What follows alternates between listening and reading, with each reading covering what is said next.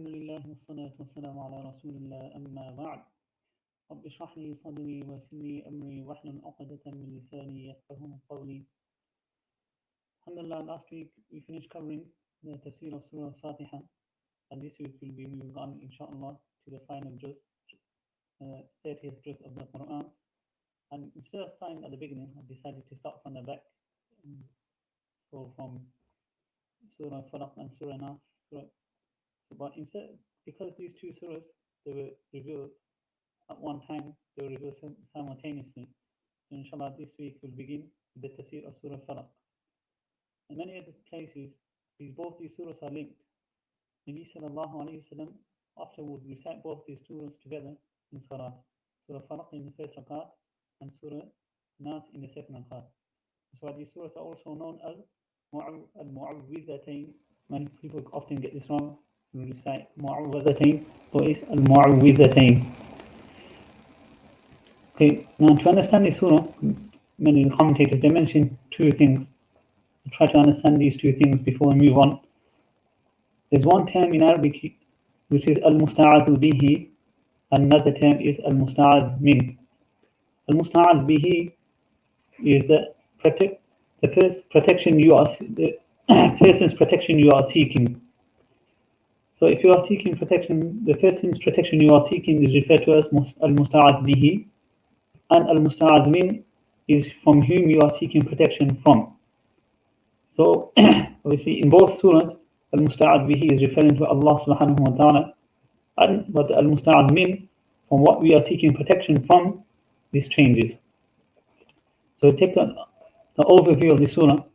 In the first Surah Falaq, Allah subhanahu wa ta'ala mentions, قُلْ أَعُوذُ بِرَبِّ الْفَلَقِ. Only one attribute of Allah subhanahu wa ta'ala is mentioned, رَبِّ الْفَلَقِ. And what we are seeking refuge from, numerous things are mentioned. مِنْ شَرِّ مَا خَلَقْ 1, وَمِنْ شَرِّ غَاسِقٍ إِذَا وَقَبْ 2, وَمِنْ شَرِّ النَّفَّاثَاتِ فِي الْعُقَدِ 3, and وَمِنْ شَرِّ حَاسِدٍ إِذَا حَسَدَ. So al-musta'adh min in the first surah are numerous. There are 4 things that are mentioned. And in Surah Nas, al-musta'adh bihi, Allah subhanahu wa ta'ala mentions numerous descriptions of himself. He mentions قُلْ أَعُوذُ بِرَبِّ النَّاسِ 1, مَلِكِ النَّاسِ 2, إِلَهِ النَّاسِ 3. But whereas al-musta'adh min, what we are seeking refuge from, is مِنْ شَرِّ الْوَسْوَاسِ الْخَنَّاسِ, just 1, and the rest of it is more or less just an explanation of what is مِنْ شَرِّ الْوَسْوَاسِ الْخَنَّاسِ. So this is al-musta'adh. So here, this is one thing to note. We will talk about this later on. So in the first surah, Allah subhanahu wa ta'ala emphasizes, the emphasis is on al-musta'adh min, what we are seeking refuge from. And in Surah Nas, the emphasis is on al-musta'adh bihi, whose protection, whose refuge we are seeking.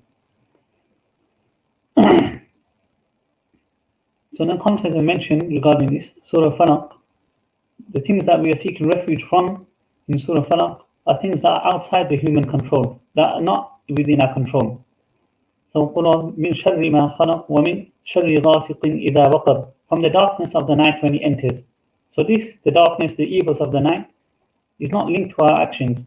We cannot change what will happen throughout the night. So this is something out of our control. وَمِنْ شَرِّ النَّفَّاثَاتِ فِي الْعُقَدِ, referring to women who blow on knots, referring to sorcery. So if someone else commits the act of sorcery, this is also out of our control. وَمِنْ شَرِّ حَاسِدٍ إِذَا حَسَدَ, and from the evil of someone who is jealous when he commits jealousy, when he commits the act of jealousy, this is also out of our control.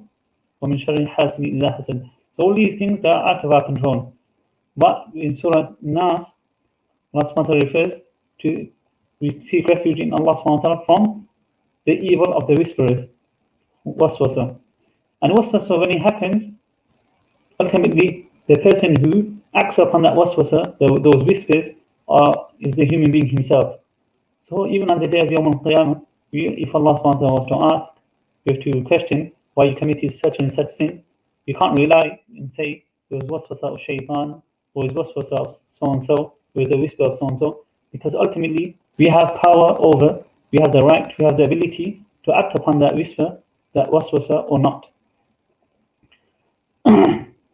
So The reason the multiple attributes of Allah subhanahu wa ta'ala mentioned in Surah Nas is that we are more desperate in Surah Nas. Because if a person falls prey to the whispers of shaitan, the person ultimately he can come out of the fold of Islam. And he can end up doing something which will put his iman, his faith in danger. It's why multiple qualities, attributes of Allah subhanahu wa ta'ala mentioned. قُلْ أَعُوذُ بِرَبِّ النَّاسِ مَلِكِ النَّاسِ إِلَهِ النَّاسِ. Who are more desperate in seeking refuge from Allah subhanahu wa ta'ala from the whispers of shaitan. Another beautiful thing about these two surahs is that when Allah subhanahu wa ta'ala mentioned in Surah Falaq, it's from the Balagha, the Arabic, the eloquence, Allah subhanahu wa ta'ala, he starts with min sharri ma khalaq. He starts from the evil of that which Allah subhanahu wa ta'ala has created. He starts with the evil that is very general. Then then it's made more specific. وَمِن شَرِّ غَاسِقٍ إِذَا وَقَبْ, just the night. Then وَمِن شَرِّ النَّفَّاثَاتِ فِي الْعُقَدِ, referring to the sorcery. It's even more specific. And then وَمِن شَرِّ حَاسِدٍ إِذَا حَسَدَ, then he's talking about a single individual who is involved, who commits the act of jealousy.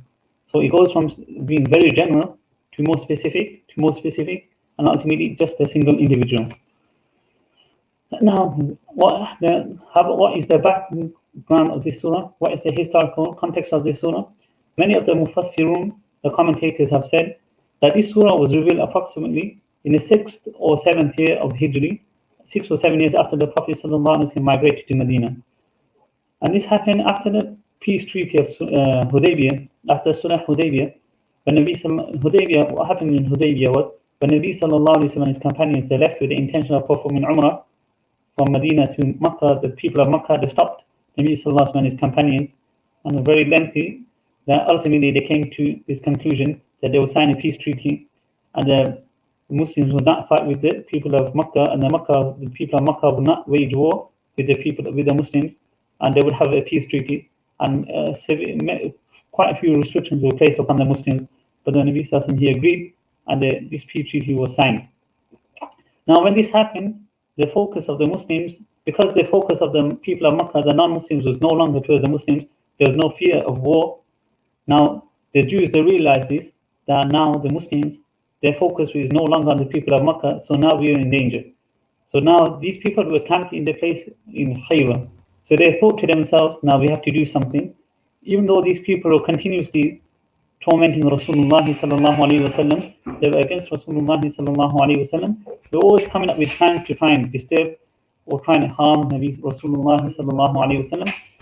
So they came to the person by the name of Labid bin Asim, and they approached him, and he's a person who's quite famous. He used to practice magic and sorcery, and they came up to him and they put forward their proposal, and that you do anything and try and affect Rasul. We've tried our best, and you practice your sorcery, your magic, and try to affect Rasulullah sallallahu alaihi wasallam. And some commentators, he said that this person, he complied with this request of the Jews, and he also solicited the help of his daughters. He used to also practice sorcery. So at the time, Nabi sallallahu alaihi wasallam, in his company, one Jewish child would serve Rasulullah sallallahu alaihi wasallam. So he was hired by this person, Nabi bin Asim, and this person, he stole a comb of Rasulullah sallallahu alaihi wasallam, and he brought it to this person, Nabi bin Asim, and he began to practice his magic sorcery. So he took the pins from the comb, and obviously the Jewish child, who also stole the hair of Rasulullah sallallahu alaihi wasallam. So the comb and the hair. So this person, what he done, taking the comb and the pins of the hair, he tied knots with the hair to the pins of the comb. And then he came up with a device, and he practiced his sorcery, his magic, and then this comb was left at the bottom of a well beneath a rock. And the effect of this sorcery, this magic, was that Nabi sallallahu alaihi wasallam, internally he was conflicted. Internally he'd feel agitated, and sometimes he'd forget things, and he would think that I'd done something and he had not done this. And this is made clear. There are not many narrations regarding this. There's one narration, Aisha radiallahu anha, when Nabi sallallahu alaihi wasallam, he explains this as to what effect this had. And then later on, obviously through wahi, through revelation, Allah subhanahu wa ta'ala sent two angels. And these two angels, they came and they began to talk to one another. One said to the other angel, what has happened to this person? So the angel replied, and the entire scenario was depicted that this person, Labid bin Asim, he practiced magic and sorcery against Rasulullah, hiring this Jewish boy, whom he told to steal the comb and the hair, and this device was made, and he was placed at the bottom of the well. So a complete prognosis was given as to what had happened. So after this, Nabi Sallallahu received this revelation. He called forth quite a few Sahaba, and he dispatched them to the well to bring this device. And he came, and at this time these two surahs were revealed. So after 11 knots were tied. So in these two surahs you'll find there were 11 verses. So after untying each knot, Nabi Sallallahu would recite a verse from these two surahs, and like this, all the knots were untied and the verses were revealed, and the effects completely diminished. And the Prophet ﷺ was protected from this magic and sorcery. But there are other scholars, other commentators, that say that these surahs were not revealed in Medina. These are not Madni surahs, but these surahs were revealed at the time of Makkah, prior to migration. But the only Nabi was reminded at that time that these two surahs also serve as a protection from magic and sorcery. But nevertheless, majority of the commentators are of the opinion that these surahs were revealed in Medina after migration. Another thing to note here, that there is one very rare narration of one of the Sahabi, Abdullah ibn Masud. You find one narration of him that he says that these surahs are not from the Quran. They are the words of Allah, but they are not part of the Quran. So firstly, okay, how can a Sahabi say such a thing? Well, so you have to understand that the entire life of Rasulullah ﷺ was not in front of each and every single Sahabi. Only in certain aspects of the life, whatever they would come and learn, this was in front of the Sahaba radiallahu anhum. They did not have classes. The entire deen was not in a book format. So that the amount of knowledge, the volume of knowledge that we have was not accessible to them. So maybe it was not in his knowledge at the time. This is one reason. And it's very likely that he could have retracted his opinion regarding this at a later time. Because even at the time of Hazrat Abu Bakr radiallahu anhu, the ijma, the consensus was made on the Quran, on the Mus'haf, and when the Quran was compiled. So why it is important to know this is that sometimes you get, especially nowadays, you have non-Muslims studying the Quran, and then they quote the Quran sometimes even better than us. So it's important to know that not that we hear something for the first time and we get surprised, or that how someone, the Sahabi, is saying that this is not from the Quran. But again, is the ijma, more or less the ijma of the ummah, that both these surahs are from a part of the Quran. So moving on. So let's look at the first verse. Allah subhanahu wa ta'ala, he mentions, قُلْ, say, أَعُوذُ بِرَبِّ الْفَلَقِ, I seek refuge in رَبِّ الْفَلَقِ. Okay, first let's look at the word أَعُوذُ.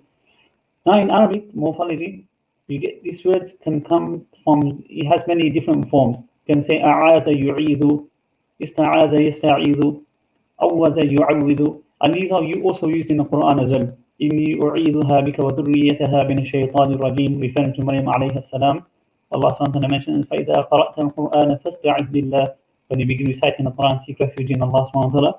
And also أَعَاذَ يَعُوذُ أَعُوذُ بِاللَّهِ مِنَ الشَّيْطَانِ الرَّجِيمِ, you read. Now, if you translate أَعُوذُ as I seek refuge in Allah subhanahu wa ta'ala, this is what أَسْتَعِيذُ means. So what exactly does أَعُوذُ mean? عَاذَ يَعُوذُ.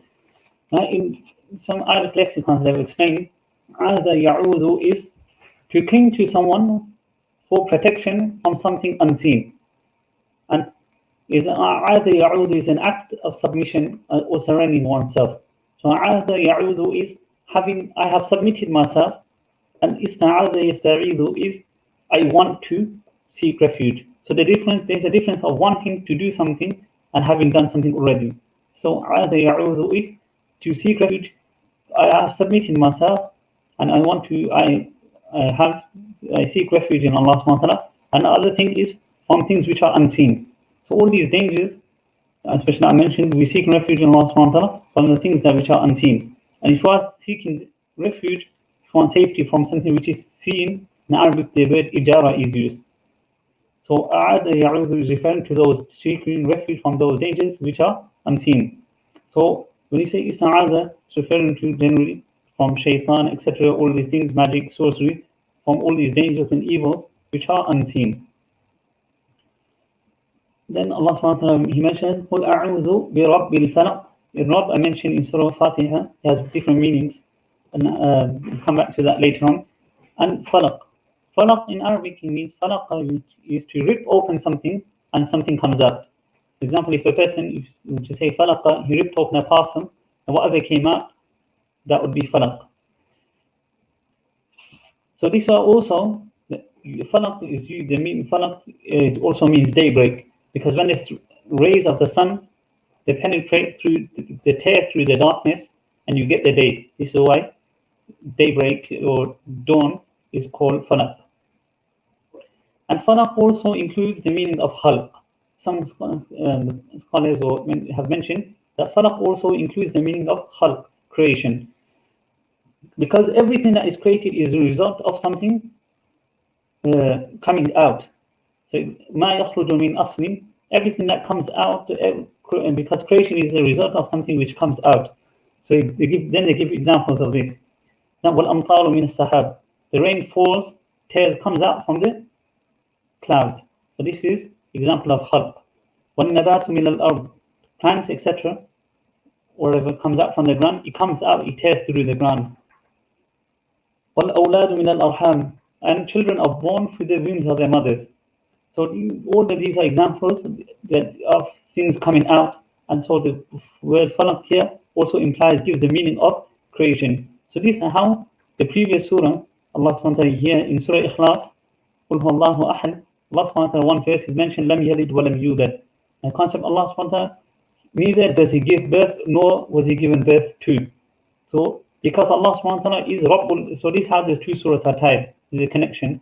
Allah subhanahu wa ta'ala, He mentioned He is Rabbul Falaq. He is the owner of creation. He is the one that owns creation. So He is beyond creation.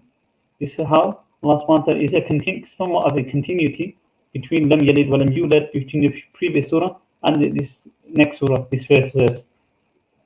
Another thing which is mentioned in the previous surah is Allah subhanahu wa ta'ala, He mentions Himself, Allahu Samad. As-Samad.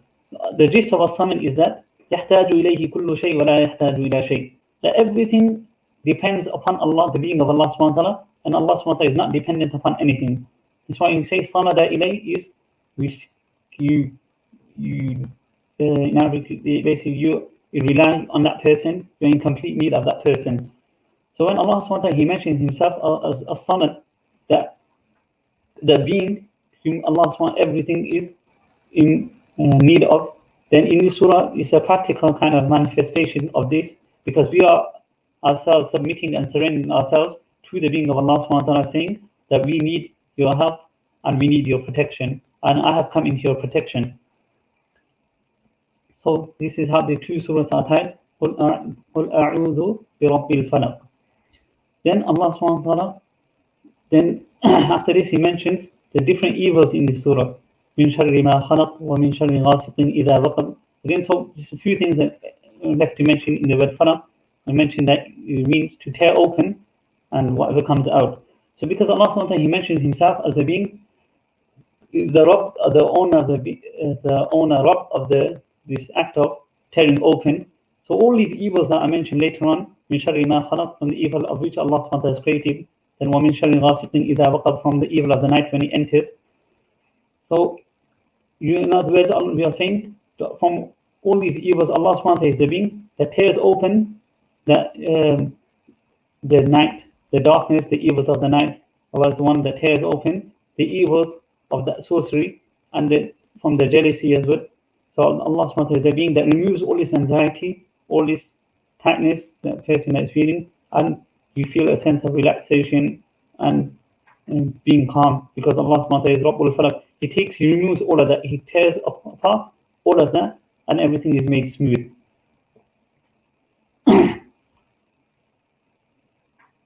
And one other thing to note here, so this is some meanings of the word falaq, but again we'll find in narrations where one Sahabi was asked by Rasulullah sallallahu alayhi wa sallam, هل تدري ما الفلق? Do you know what falaq is? After reciting the surah, he was asked by Rasulullah sallallahu alayhi wa sallam, do you know what falaq is? So the reply was given باب في النار إذا فتحت سعرت جهنم. There is a door in Jahannam. When it's open, Jahannam is set ablaze. In other words, when this door is torn open, then Jahannam is set ablaze. Another hadith we find, Nabi Sallallahu Alaihi Wasallam mentioned the tafsir to what Falaq was. It mentioned, هو سجن في جهنم يحبس فيه الجبارون. And he goes on to say, وإن جهنم لتتعوذ بالله منه. That is a prison in Jahannam in which the Jabbarun, the people who had arrogance, who had pride, they will be locked up, and Jahannam itself seeks refuge from such a place. So Falaq describes both. That in one aspect is a sense of relief, and Allah subhanahu wa ta'ala is a means of people getting rid of all those evils, and also it explains a form of punishment, the different forms of punishment as well that people receive. So may Allah subhanahu wa ta'ala give us the ability to understand, and whatever has been said so far, inshallah we'll continue this surah, the rest of this surah next week. آمين وآخر دعوانا الحمد لله رب العالمين.